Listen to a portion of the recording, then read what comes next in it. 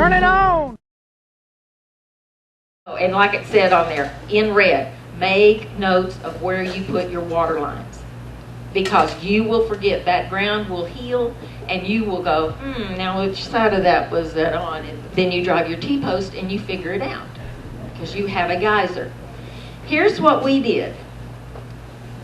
The house and the barns are in that little corner where we came in. We took off from where our well is, and we have a water, that 100-gallon water tank there. Then we just took it straight out to the middle, brought it all the way down. We teed off on both sides, and we've got this little orphan one out here because the paddocks didn't come out exactly like, so I could get 4 and 4. We had these little ones up at the front. And then what we did was we went back and we put our fences, the red is the fences, over that. That gave us 5 paddocks. And for about a year, that's what we grazed, was 5 paddocks. And then we decided that we needed to start getting going and put in the rest of the stuff. A lot of people don't want to put in the permanent lines. You don't have to. Joel Salatin doesn't use that. He uses that black roll, I guess it's 1-inch stuff, and whenever he wants to do some paddocks, he just strings that off of a big reel, hooks it up to his well. He actually uses gravity. He'll put it up in a pond and use a gravity flow down to his different paddocks. That way, if you don't like where it is, you can just drag that over someplace else, and he uses a lot of temporary fencing. But he does rotational grazing. Another thing you can do is, if you don't want to mess with any of that, a lot of people will take their pond. They'll do a big wagon wheel off of that. Just put your temporary fencing out. Or put permanent fencing in. Rotate them around that. They've always got access to water. It's not the most, optimal, because the water gets dirty and they can pick up, liver flukes or some other crud from ponds. But it's an option, and it gives you rest and rotation. All right, these are the things that I have learned about electric fences.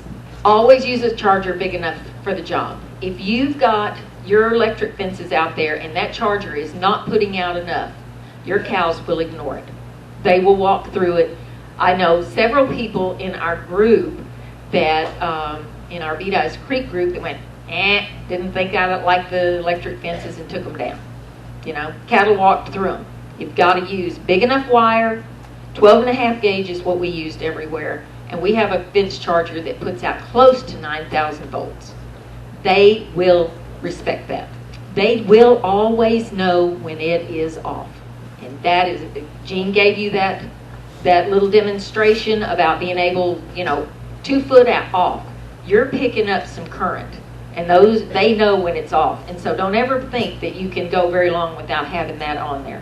That is an impulse type. It's not a continuous.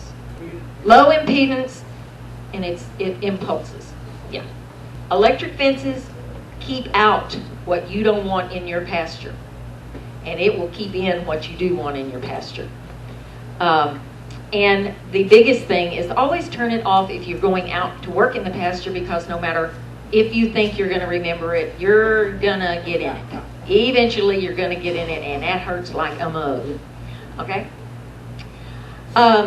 We signed up for Equip this year, and they're going to talk about that. They were the ones that helped with our cross fencing financially, and also with clover planting this year, with the nutrient management and some other things like that. So we jumped off and got on the government teat just like everybody else. This is what the NRCS, Craig Pate is my NRCS guy that helped get all this done, and he sent this to me. And all those lines that I drew that were so straight obviously aren't, but this gives an idea of about how much is in each one of our paddocks. And we did this by just walking it off.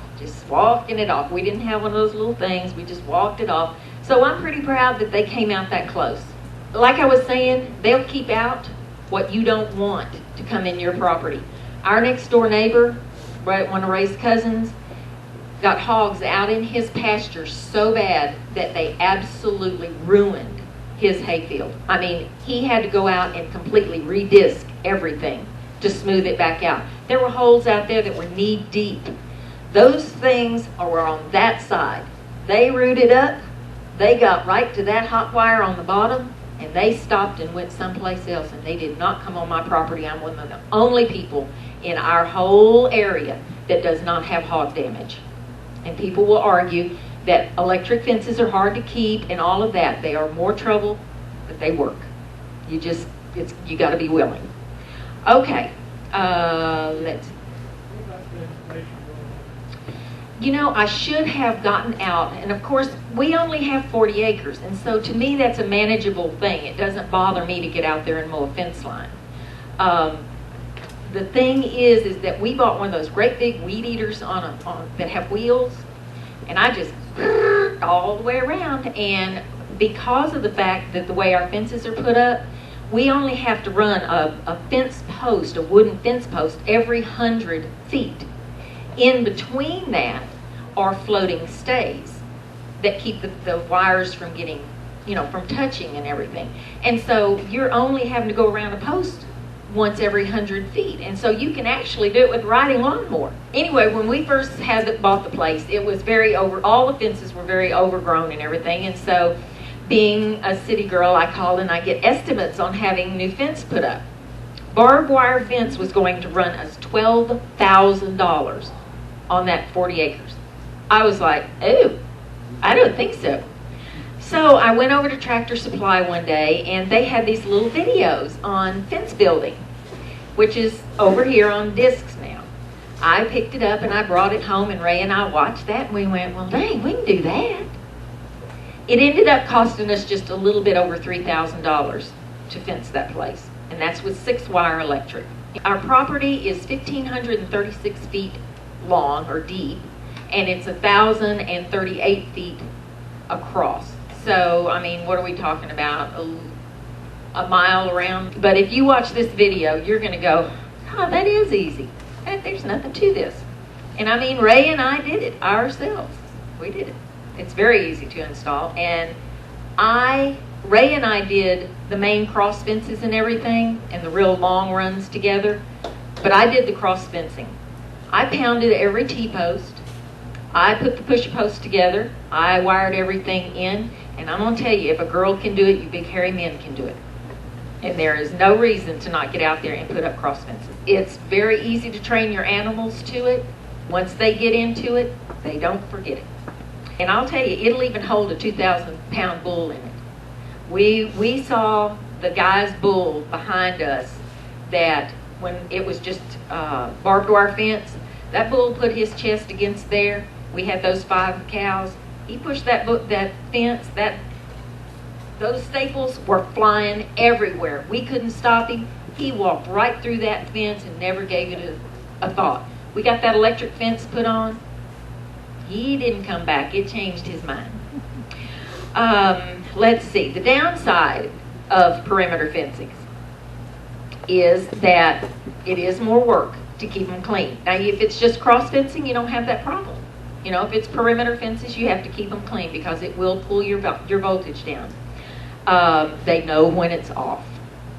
And it can short out, and it never shorts out in the middle of the day. It will short out at dusk.